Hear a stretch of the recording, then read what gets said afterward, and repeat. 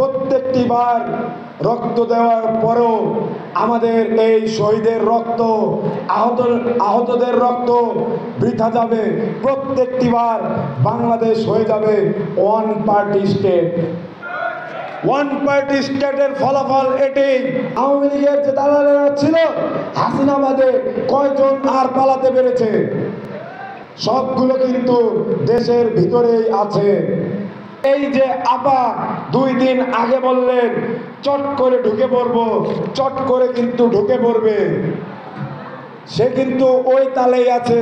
হতে পারে আপনার চাপাইয়ের বর্ডার দিয়ে চট করে ঢুকে পড়েছে। দিল্লির দাসত্ব চান না ঢাকার রাজত্ব? দিল্লি না ঢাকা? দিল্লি না ঢাকা?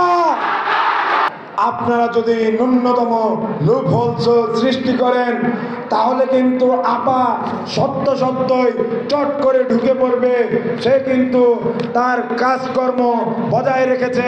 আমরা ছাত্র সমাজ বলতে চাই, আমরা বাংলাদেশে আর ওয়ান পার্টি স্টেট প্রতিষ্ঠিত হতে দেব না। আপনারা কখনো এই চেষ্টা করবেন না।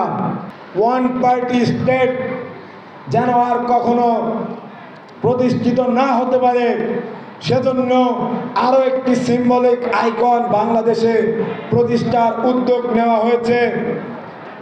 গণভবনকে কিন্তু ইতিমধ্যে মিউজিয়ামে রূপান্তর করার সিদ্ধান্ত নেওয়া হয়েছে।